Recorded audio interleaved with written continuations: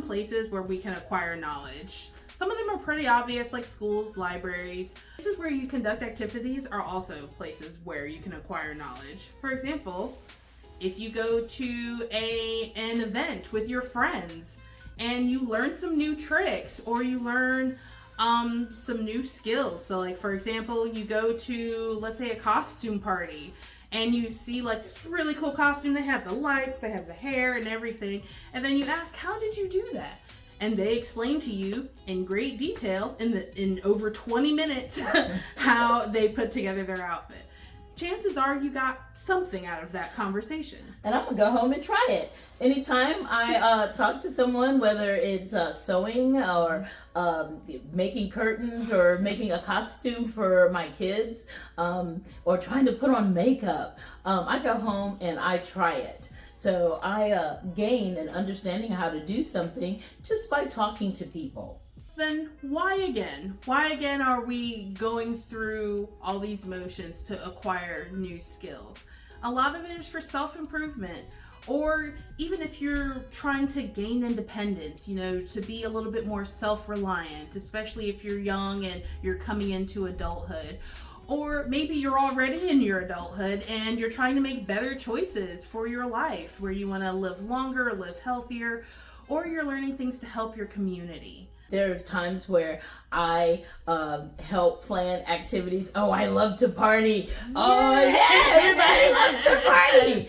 But let me tell you what, if you plan a party and you forget something, or it doesn't turn out right, not only are you sad, boo-hoo-hoo, but everyone else is angry with you. There are key elements to planning an event or planning a child's birthday party versus planning an adult birthday party.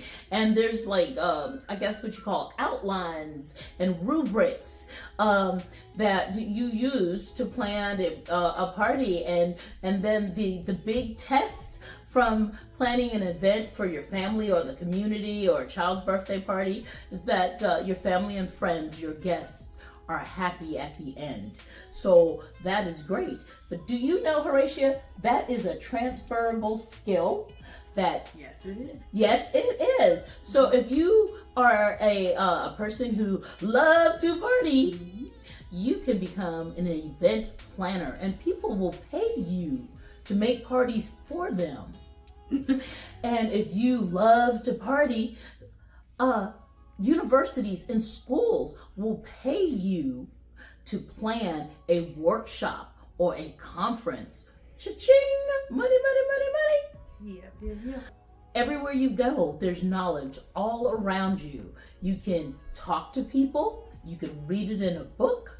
You can put what you've learned by talking to people or reading in a book and putting it into a physical activity like swimming or designing a party or a costume, or even self-improvement, like you said, and putting on makeup and feeling better about yourself.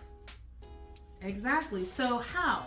That is really the big question. How do we go about acquiring these skills? Well, first of all, that's what Geraldine's University of Knowledge is here for. You're already taking the first step, and you've taken many first steps even before this moment.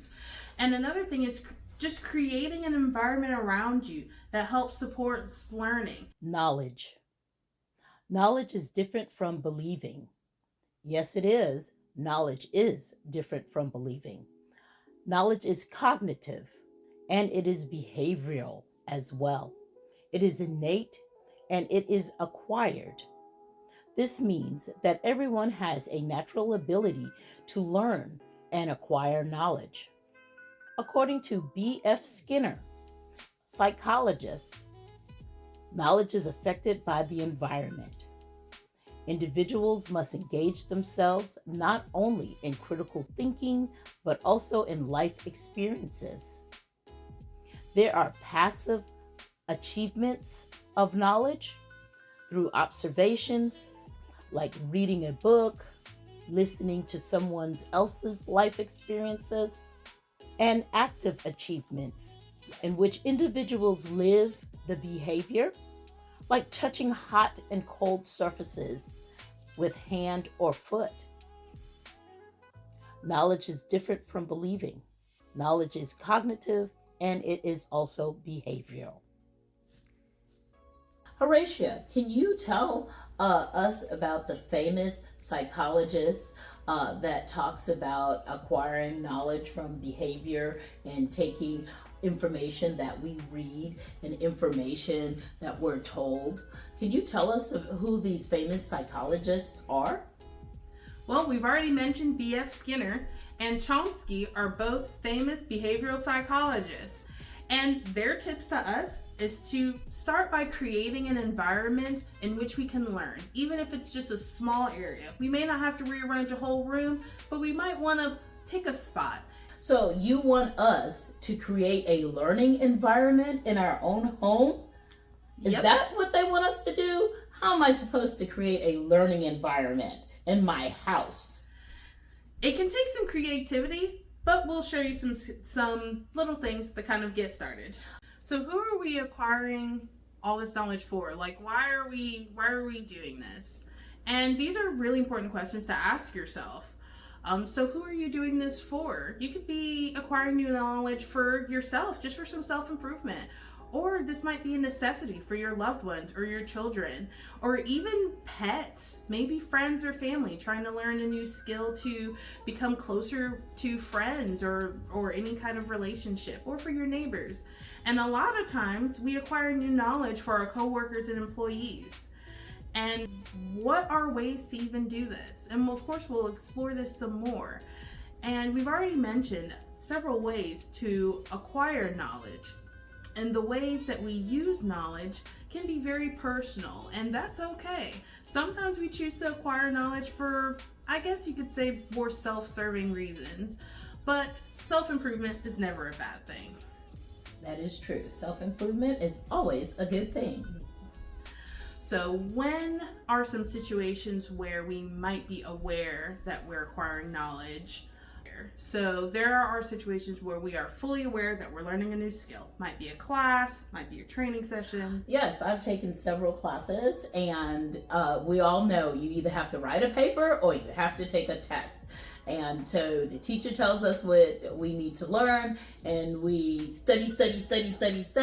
We take that test, and you know what? The knowledge goes away just for that test. Just goes from the brain through the hand onto the test, and then off it goes. But then sometimes, like if there's something I have to do at work, or if I am exercising, believe it or not, I'm a swimmer. So I'm a really good swimmer too. And so I can remember when I had to learn the butterfly stroke, and I was bringing my arms around and I was just going under bloop, bloop, bloop, bloop, bloop. But I realized that I learned better when I actually do something physical with something cognitive. So if I read how to move my arms to do that butterfly stroke, I did try in the first 5 times. I just went bloop, bloop, bloop, bloop. But when I practiced and I was like, okay, 1, 2, 3, kick my feet and bring my arms around, head up, breathe.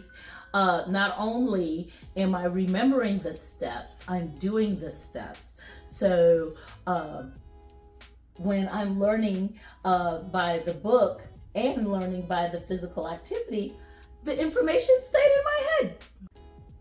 So another thing to help acquire new knowledge is to have focus. And when you look it up, like, what is focus anyway? This is focus. I'm focusing on you right now. Are you focused? There's actual definitions of focus. It's the center of an interest or activity. So what we're doing right now, we're focused on this because we're interested in helping you. And it's the state of quality of having or producing clear definition. So there's some physical attributes to focus as well. And there's 3 general types of focus. Inner focus, focus of the mind and spirit. Outer focus, so focusing on an activity or focusing on what the body is doing. And then there's other more broad types of focus that may not clearly fall between the 2. So for example, yoga, meditation, things like that, where you're working on physical and mental at the same time, might fall under the category of outer focus. So how do I get myself to be physically and mentally focused at the same time? So do I bring it all in? Or do I let it all out? That is the question. And we'll explore some ways to do that. Geraldine's University of Knowledge is a family-based LLC that inspires to help people improve themselves, their families, and their community by sharing knowledge, educational information, and resources through social media and other activities. Geraldine's University of Knowledge's vision is for people everywhere to have the confidence and information to improve their quality of life.